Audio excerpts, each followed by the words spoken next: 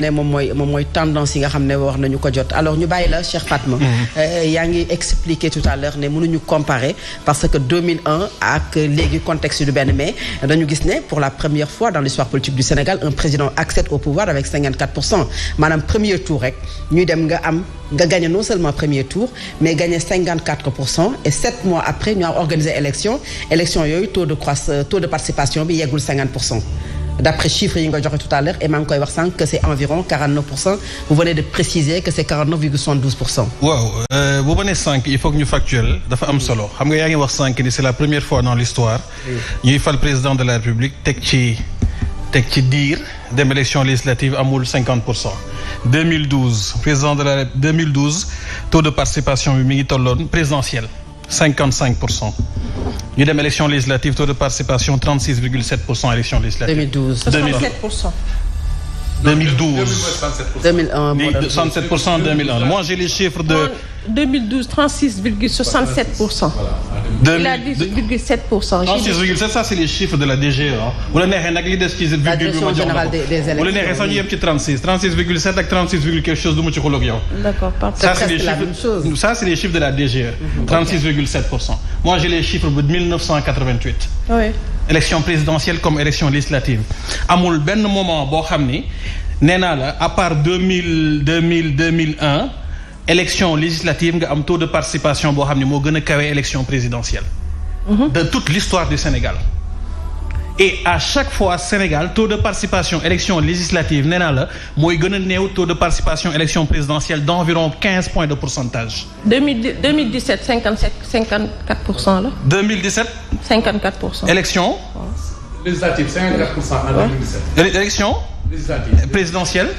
Présidentielle ba. Oui, il n'y a pas eu d'élection présidentielle. Ah bien sûr. waaw mais je parle d'élection présidentielle à comparer ak élection législative ci moment bi ngay jël. Je ne comprends pas le bien fondé des chiffres que vous. Non Thierno c'est pas linéaire. mais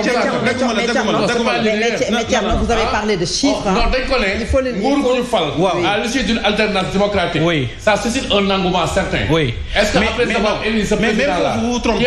qui aura mûri l'espoir et que le peuple sénégalais va lui donner les instruments pour conduire les projets qu'il aura promis au peuple loolu la laaj. léegi Thierno 88 c'est pas 2000 c'est pas 2024. mais Thierno vous avez tous parlé de chiffres. Il a le droit également de parler de chiffres. Non seulement ça. de comparer comme vous l'avez fait tout à l'heure. Non seulement ça. On le laisse terminer après ma ñëw ci yow Thierno. du ma dem ci plateau di dagg santé. Ça je le dis très clairement. Je ne viendrai jamais sur un plateau boo xam ne dañu may dagg. Ce n'est pas le. S'il le faut ma fay sama micro léegi jaar sa ginnaaw na leen dem non je suis très sérieux. Quand je viens en non defal naa ak sëñ bi. bi ngay wax dagguma la s'il vous plaît. Non s'il vous plaît. J'en appelle à votre arbitrage. Man duma dem ci plateau di dagg santé kenn xameewuma loolu. et loolu amaluñu njariñ. Ça veut dire quoi? Ça veut dire qu'il me laisse mon temps de parole, je développe. Bu d'accordul le micro lui reviendra et il dira ce qu'il aura à dire. Wax na lu bëri loo xam ne d'accord ma si pourtant j'ai souffert de vous écouter. Oui parce que ineptie nga fi wax te dinaa leen démonter une par une. Merci. Ce que je suis d'abord sax balaa may continuer. Quand vous dites que c'est la première fois ñuy fal président joxuñu ko les moyens mais fan ngay nattee moyens yi ñu jox président c'est pas par le taux de participation dinaa ci ñëwaat d'ailleurs yaa ngi nattee moyens ci 165 députés yi ñaata lañ ko jox. Et je vous le dis tout de suite on fera une razzia ce soir bu ñu gañewul tous les départements du pays dinañ gagner ay benn wala ñaar la ñuy bàyyi. Ça veut dire que le peuple nous donnera un mandat clair pour exécuter notre politique. Donc mandat ci nombre de députés bi le peuple bi jox nga koy nattee doo ko nattee ci taux de participation. Encore que le taux de participation est excellent parce qu'il est supérieur à la moyenne des taux de participation depuis 1988. Allez vérifier. On est sur une moyenne de 46,7%. Ce sont les chiffres de la DGE. Bu la neexee ñu commencer depuis 2000. On avait 67,4%. Depuis 88 on peut commencer depuis 88. xaaral léegi ma jox la ko. 88 non da nga ma laaj bàyyil ma tontu la. je l'ai monté. non bàyyil la. En 88 présidentielle ak législative ñoo ànd quoi boobu c'était couplé. kon ñu dem 2000 en 88 kon ñu dem 2000. non nañ dem 93. découplage bi 93 la commencé. may ma 3 secondes ma génne le chiffre depuis 93. nañ dem 83. non 83 c'était couplé. 83 56,4%. C'était couplé. 88 58,7%. 93 51,6%. 98 38,8%. 2001 67,4% de Wade.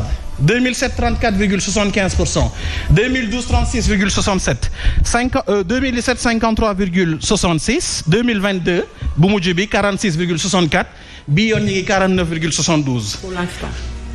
Pour le moment. Donc moi j'invoque les chiffres yi nga xam ne du sumay chiffres. DGE c'est un organe assermenté qui appartient à toute la République. Je vous dis qu'en moyenne de participation ci élection législative boo jëlee moyenne chiffres yi on est à 46,7%. Actuellement on est à 49,72% te nee naa la mën nañ ko dépasser parce que amaguñu les résultats de tous les dépouillements. moo tax sa naataangoo yi di la woo di la jox chiffres yi loolu muy benn. Deuxièmement, à supposer même que ce taux soit faible. yaa ngi koy wax sànq naan oui gis nañ Pastef drainer des foules mais c'est parce que gis nañ Pastef drainer des foules de nos militants de nos sympathisants que ñun am nañ certitude que ni dans ce taux nos militants et nos fans sont allés voter. Moi j'appartenais à l'administration du parti nekkoon un des bras droits de Birame Souleye Diop lorsqu'il est administrateur donc xam naa base du parti bi xam naa coordination départementale yi j'ai discuté avec elle tout au long de la soirée. Je suis actuellement au sommet du parti parce que j'appartiens au mouvement des cadres xam naa li xew également ci sommet ci parti bi. Je puis vous assurer que nos militants et nos sympathisants dem nañ voter ji. Ce qu'il faut interroger c'est est-ce que les militants et les sympathisants de l'opposition dem nañ voter ji wala demuñu voter ji wax bi foofu la war a nekk te man mën naa la wax ñoom ñëpp demuñu voter ji parce que am na ci ñoom ñoo xam ne dañ leen doon mobiliser par des moyens non légaux ñuy traverser ay frontières ay transferts d'électeurs ay ordres de mission cette fois-ci ayant l'administration d'État entre nos mains nous avons bloqué tout cela. Donc j'invite à la prudence du taux de participation bi qui est très bon mais même bu ñu bëggee dugg ci détail yu taux de participation nañ ko xool feneen foo xam ne foofu lañ ko yaakaar ñun nos militants et nos sympathisants sont sortis voter moo tax ñu am taux bii. Il faut interroger l'opposition est-ce que seen militants ak seen sympathisants génn nañu wala génnuñu defe naa ñoom am nañu réponse bi au vu des résultats yi nga xam ne génn na ce soir loolu muy benn. Thierno nous parle de transhumants c'est pas des transhumants mooy nga jógee foo xam ni jàpp nga ne neexul. non Cheikh nan ngeen leen di tuddee xam nga ban tur ngeen leen di jox oui. man bi gis nga suñu débatteurs yi j'ai pas eu l'occasion dem ci débat yi période électorale bi yu leen di poser question bi ñenn ñi ont semblé un peu imprécis ma ne leen sëñ bi. mais parce que ils sont peut-être pas à l'aise pour wax Fatou Abdou. oui moi j'aurais été sur ce plateau nga posé ma question ma ne la Macky Sall bu jógee woon Maroc sax ñëw ne Pastef lay voter je prends.